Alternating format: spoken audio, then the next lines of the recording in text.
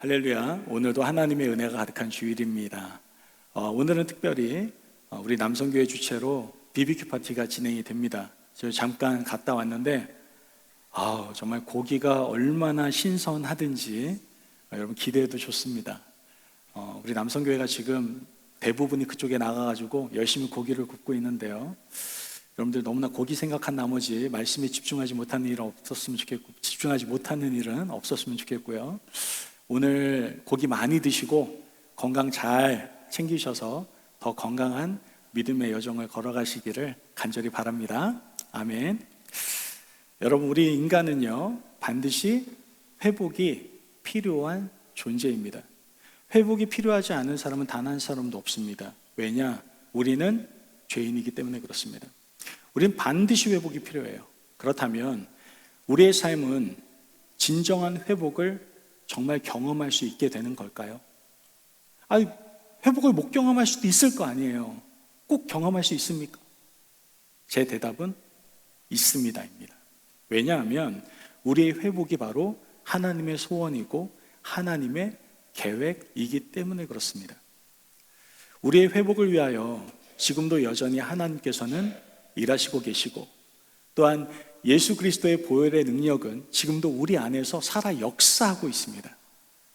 또한 회복의 영이신 성령님도 우리 안에서 계속 일하고 계시죠.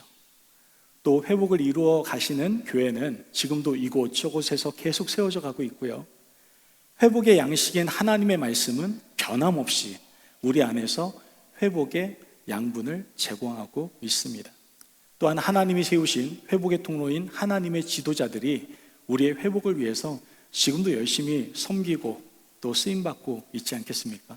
그러므로 우리의 삶에서 회복은 반드시 분명히 이루어질 겁니다. 믿으십니까? 아멘. 올해 저희 장인 장모님께서 그리고 처제와 함께 미국에 방문했다라는 말씀을 드렸습니다. 그리고 그때 저희의 기도 제목은 저희 아내와 함께, 저희 장인어른을 믿지 않으시거든요. 다른 사람들 다 이제 영접을 했습니다. 장인어른 제발 주님 믿게 해달라고 기도하면서 이번 미국 오시는 여정이 복음을 받아들이는 여정이 되었으면 좋겠다라고 간절하게 하나님께 기도를 했습니다. 그러나 우리 장인어른은 자기의 생각이 굉장히 굳건하신 분이셨기 때문에 가시는 날까지 확실한 어떠한 대답을 해주시지 않았습니다. 그러다 보니까 좀 아쉬운 마음이, 좀 복음 받아들이고 가셨으면 좋았을 텐데 라는 아쉬운 마음이 좀 있었습니다. 그러던 중에 몇 주 지나서 한국으로부터 귀한 전화 한 통화가 왔습니다.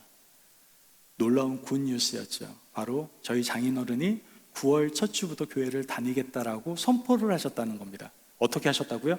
선포를 하셨다고요. 다니겠다라고 한 게 아니라 선포를 하셨다고요.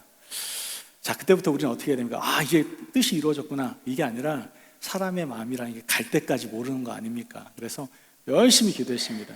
정말 저희 장인어른이 9월 첫 주에 가기로 했던 그 마음이 변하지 않고 꼭 가기를 기도를 했습니다. 최근에 지난주죠, 인증사진을 보내주셨습니다. 9월 첫 주 9월 7일 주일 예배에 저희 장인어른이 교회에 출석하셨습니다. 하나님께 영광의 박수 올려드립니다. 할렐루야. 네, 얼마나 기쁘고 감사했는지요. 주일 예배에 이렇게 참석하셔서 예배 드리시고 인증사진까지 이렇게 보내주셨어요. 여러분 놀라지 마십시오. 이걸로 끝이 아닙니다. 주일 예배뿐만 아니라 매주 수요일 새벽 예배도 나가시로 결단하시고 9월 첫 주부터 새벽 예배도 나가셨습니다. 별로 놀라지도 않네요. 남의 집이라고, 그죠? 예, 나가셨어요. 사진을 보내주셨는데 그 새벽 예배 사진은 뒤통수만 보이길래 제가 여기에다 올리진 않았습니다. 여러분 정말 너무나 감사하지 않을 수가 없습니다. 이와 같이 회복을 이루시는 정말 하나님께 감사할 뿐입니다.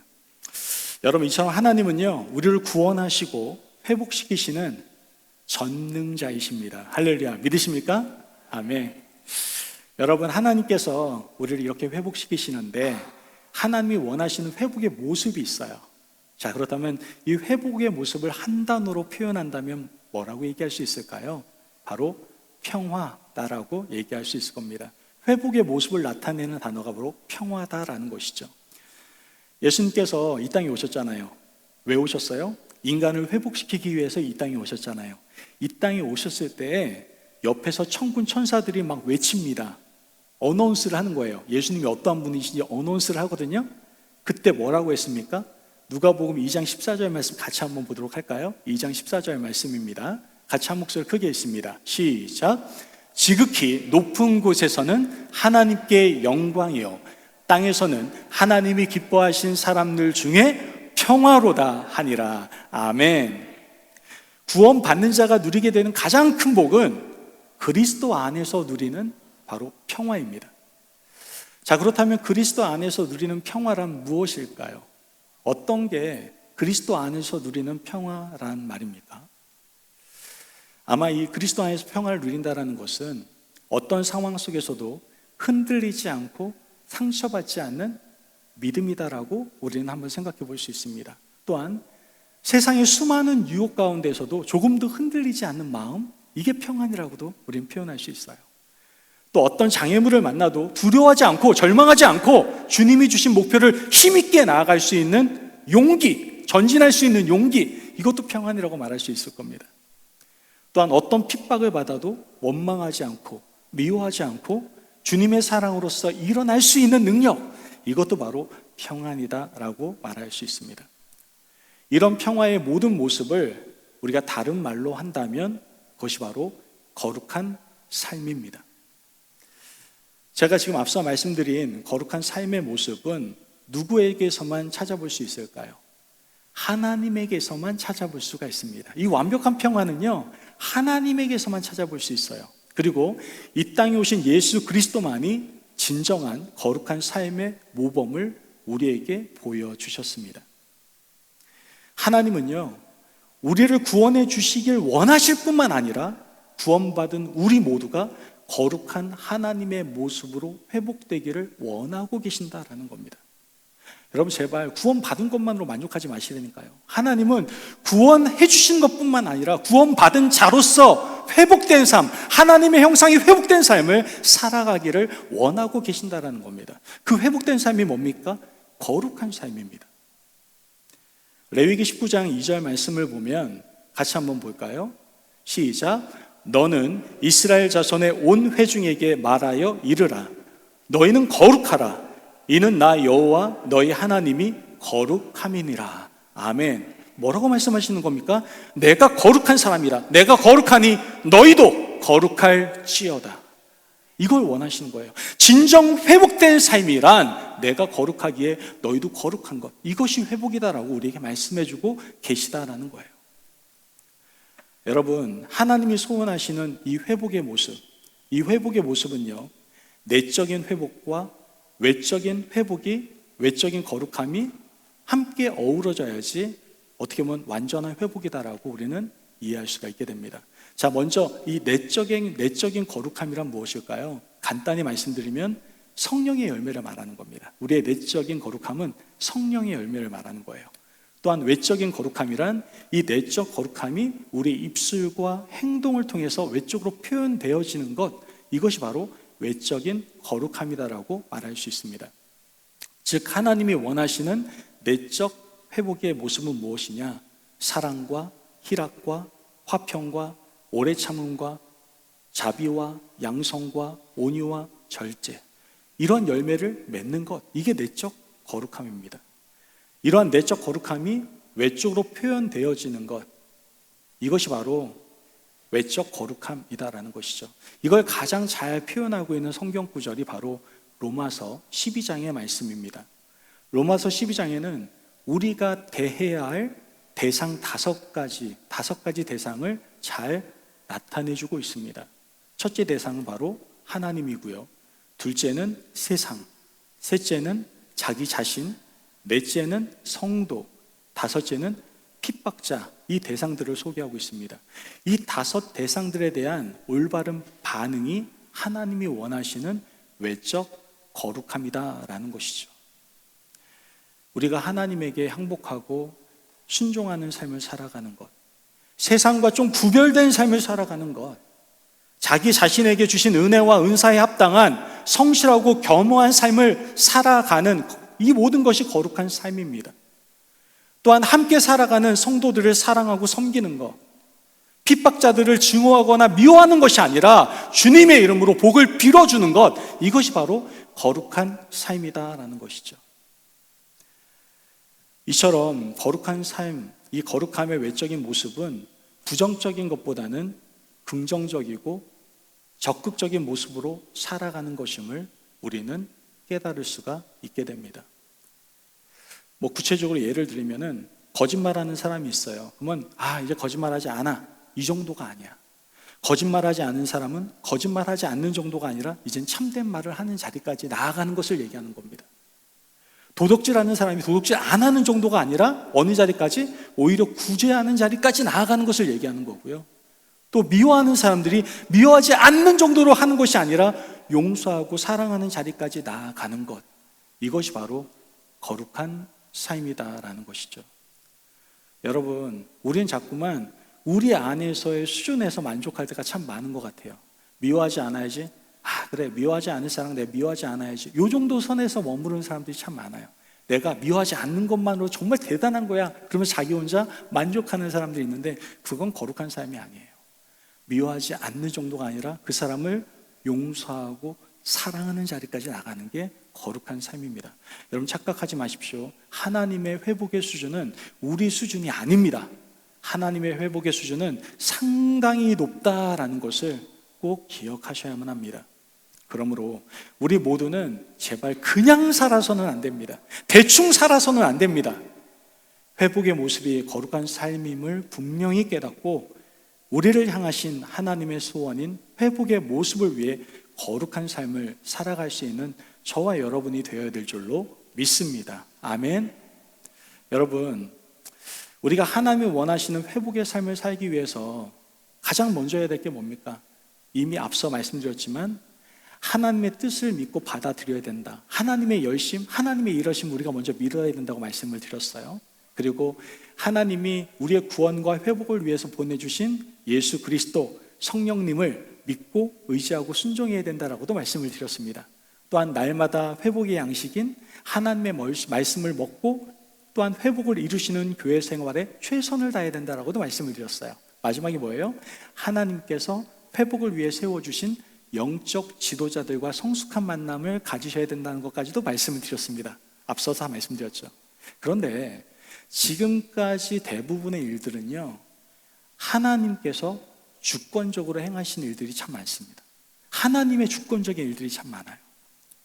우리의 회복을 위하여 남겨진 가장 귀한 일은 우리 자신들이 우리의 회복을 원하시는 하나님의 뜻을 이루어 드리기 위해서 우리가 해야 할 일을 최선을 다해서 감당해야 한다라는 것이죠.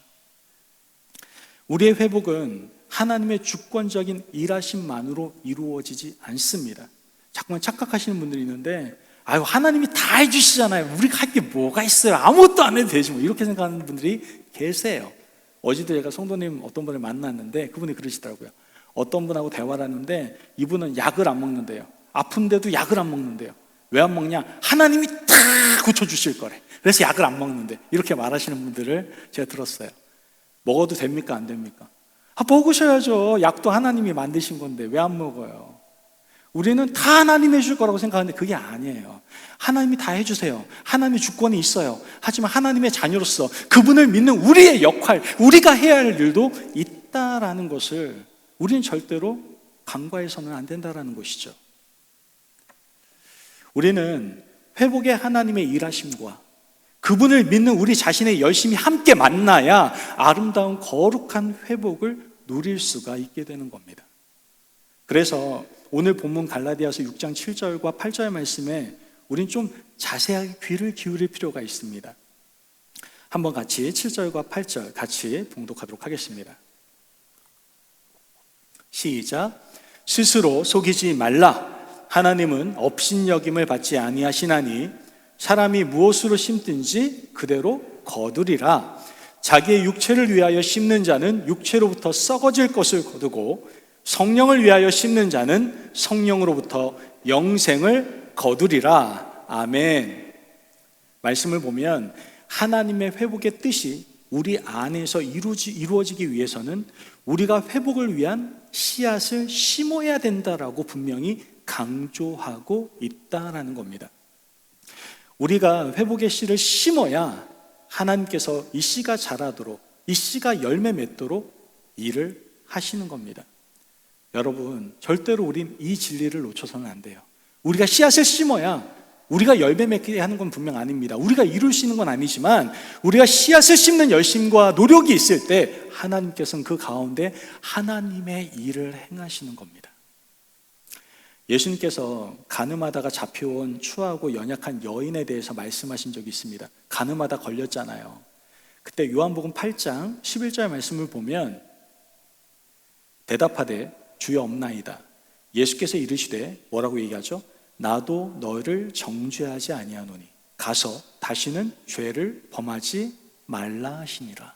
지금 가늠하다 잡혀온 여인을 회복시키는 놀라운 장면을 소개하고 있는 건데, 이때 예수님께서 하실 말씀이 뭐겠습니까? 내가 너를 구원해 주었다. 이러면 얼마나 멋있습니까? 그죠? 그런데 지금 예수님께서 가늠한 여인에게 한 말은 가서 다시는 죄를 범하지 말라라고 말씀하셨다는 거죠. 뭘 얘기하고 있는 겁니까? 거룩한 삶을 살라고 명령하고 계시는 겁니다. 내가 다 해줄게 이거 믿지 말고 너가 해야 될 거룩한 삶을 살라고 명령하고 계시다라는 것이죠. 이것은 거룩한 삶의 씨를 심어야 새로운 회복의 삶을 살 수 있다라는 것을 우리에게 분명히 깨닫게 해주고 있는 겁니다. 여러분, 죄인의 삶의 회복은요, 거룩한 삶의 씨앗을 심을 때부터 시작하는 겁니다. 거룩한 삶을 심어야 거룩한 삶의 열매가 맺힐 수가 있는 겁니다. 거룩한 삶을 살아야 흠과 점과 주름진 것들이 우리의 삶에서 다 사라질 수가 있는 겁니다. 거룩한 삶을 추구하는 것이 내 안에 있는 무너진 것을 회복할 수 있는 능력이다라는 것을 여러분 믿으시기를 바랍니다. 거룩한 삶의 씨앗을 심지 않는다면 하나님도 우리 도우시지 않습니다. 바울이 이 진리를 분명히 깨달아 알고 있었기 때문에 사랑하는 디모데에게 이렇게 말을 합니다. 디모데전서 4장 7절에서 8절 말씀 같이 한번 보도록 하겠습니다. 같이 읽어볼까요? 시작. 망령되고 허탄한 신화를 버리고 경건에 이르도록 내 자신을 연단하라. 육체의 연단은 약간의 유익이 있으나 경건은 범사에 유익하니 금생과 내생의 약속이 있느니라. 아멘. 지금 거룩한 씨앗을 심는 것을 뭐라고 얘기하는 겁니까? 경건 훈련이다라고 말하고 있는 겁니다. 여러분, 사랑의 씨앗을 심지 않으면요, 사랑의 열매를 얻을 수가 없는 겁니다. 용서의 씨앗을 심지 않으면 화평과 거룩함의 관계를 이룰 수가 없다는 것이죠. 구원은 받았음에도 불구하고 우리 자신이 건강한 회복을 누리지 못하는 이유가 뭡니까? 다 구원받았잖아요. 저도 구원받았고 여러분도 구원받았잖아요. 그런데 건강한 구원받은 자의 삶을 살아가고 계십니까? 아니잖아요. 왜 우리는 구원받았음에도 불구하고 건강한 회복된 모습으로 살아가지 못하고 있는 겁니까? 어떤 사람 때문에 그런 겁니까? 아니면 세상의 유혹 때문에 그런 겁니까? 힘든 상황 때문에, 힘든 나의 삶 때문에 그런 것입니까? 아닙니다. 우리 자신이 거룩한 삶의 씨앗을 심는 수고를 포기하고 하지 않고 있기 때문에 그런 겁니다. 여러분, 죄 많은 삭개오의 집에 예수님께서 찾아오셨거든요. 삭개오 집에 예수님이 찾아오셨죠. 그리고 삭개오는 어떻게 됩니까? 예수님으로 말미암아 구원을 받게 됩니다. 그런데 삭개오는요, 구원을 받는 그 은혜에 감격해서 그 자리에 머물러 있지 않았습니다. 삭개오는 예수님에게 거룩한 삶의 씨앗을 심겠다라고 고백을 합니다. 도대체 삭개오가 그런 고백을 했었던가요? 라고 생각하실 수 있는데, 성경 누가복음 19장 8절 말씀은 이렇게 나타내고 있습니다. 삭개오가 서서 주께 여짜오되 주여 보시옵소서, 내 소유의 절반을 가난한 자들에게 주겠사오며 만일 누구의 것을 속여 빼앗은 일이 있으면 내 갑절이나 갚겠나이다. 이렇게 얘기를 합니다. 여러분, 거룩한 삶의 씨앗을 심겠노라고 각오하고 결단한 삭개오의 아름다운 고백이 여기에 담겨져 있는 겁니다. 하나님은 거룩한 삶의 씨앗을 심은 이 삭개오의 삶에 자신이 가지고 있던, 삭개오의 마음에 가지고 있던 마음의 상처와 죄책감의 모든 뿌리를 뽑아주시고 자유와 평안의 열매를 맺게 하시는 것을 우리는 분명히 알 수가 있게 됩니다. 여러분, 회복으로 나아가기 위해서는 거룩한 삶의 씨앗을 심어야만 합니다. 이런 거룩한 삶의 씨앗을 심을 수 있는 저와 여러분이 되시기를 바랍니다. 아멘. 그렇다면 우리가 이 거룩한 삶의 씨앗을 심기 위해서는 어떻게 해야 될까요? 준비 좀 하셔야 돼요. 준비. 모든 일엔 준비가 필요합니다. 음식을 할 때에도 준비가 필요하고요. 찬양, 우리가 함께 아름답게 찬양 올려드리지 않았습니까? 얼마나 열심히 준비를 해야 되는 줄 아십니까? 저도 여러분과 함께 말씀을 나누고 있습니다. 말씀을 전하기 위해서 어떻게 해야 됩니까? 저도 준비를 해야 되거든요. 그렇다면 우리가 거룩한 씨앗을 심기 위해서 어떻게 준비를 해야 되겠습니까? 빠르게 6가지를 함께 살펴보도록 하겠습니다. 첫 번째는 거룩한 것과 거룩하지 않은 그것을 바르게 분별하실 수 있어야 됩니다. 바르게 분별하셔야 돼요. 우리는 거룩한 것과 거룩하지 않은 것들을 분별할 수 있어야 됩니다. 아무리 무지해도 내가 심는 씨앗이 무슨 씨인지는 바로 알아야 된다는 것이죠. 내가 깻잎을 얻고 싶은데 깻잎 씨앗을 심는 것이 아니라 사과 씨앗을 심는다고 하면 그거 너무 어리석은 거 아닙니까? 그렇죠? 우리는 무엇인지를 바르게 먼저 분별하실 수 있어야 됩니다. 여러분들이 심어야 될 거룩한 씨앗이 무엇인지를 먼저 분별하셔야 돼요. 두 번째는 좀 버릴 것은 버리고 심을 것은 심으실 수 있어야 됩니다. 거룩한 것은 좀 추구하고 거룩하지 않은 것은 철저히 버릴 수 있어야 된다는 것이죠. 미움, 다툼, 탐욕, 거짓, 게으름, 이런 것들은 어떻게 해야 될까요? 버리셔야 돼요. 이런 거 같이 심어버리잖아요. 이런 잡초들이요, 건강한 식물들을 못 자라게 하는 겁니다. 그러니까 제발 버릴 것 싹 다 버리시고 거룩한 것만 심을 수 있도록 여러분 준비하셔야 되는 겁니다. 세 번째로는 하나님의 말씀 속으로 들어가셔야 돼요. 그래서 왜냐? 우리는 정확히 알지 못하거든요. 뭐가 진짜 좋은 건지, 어떻게 해야 되는지 우린 잘 모릅니다. 말씀은요, 우리에게 분별력과 또한 그것을 지켜나갈 수 있도록 우리를 도와줍니다. 그래서 성경에서 뭐라고 얘기합니까? 주의 말씀이 내 발의 등이요 내 길의 빛이니이다 라고 얘기하지 않습니까? 우리가 생각하고 있는 진리라는 개념, 내가 생각하고 있는 정의라는 개념, 나의 모든 방향성은 언제나 변할 수 있습니다. 시대가 변하면 변할 수 있고요, 사람에 따라서도 변할 수 있습니다. 하지만 하나님의 말씀은 변하지 않아요. 하나님의 말씀은 진리입니다. 그래서 그 진리를 우리가 알아야 바르게 거룩한 씨앗을 심을 수가 있게 되는 겁니다. 네 번째로 기억해야 될 것은 성령님을 항상 의지하셔야 된다는 거예요. 말씀을 통한 분별력과 말씀을 통한 추진력은 누구를 통해서 얻을 수 있는 거예요? 성령님을 통해서만 얻을 수 있는 겁니다. 내 스스로 말씀을 깨달아 알 수 있는 것이 아닙니다. 착각하지 마십시오. 내가 깨달았노라, 내가 이 말씀에 대해서 통찰했노라, 전 이런 분들이 제일 무서워요. 말씀을 자기 마음대로 해석해가지고 사람들을 상처 주고 아픔을 주고 그 사람을 무너뜨리게 하는 걸 너무 많이 봤거든요. 여러분, 말씀은 어디에서 조명해야 됩니까? 성령 안에서 조명하셔야 돼요. 안 그러면 큰일 납니다.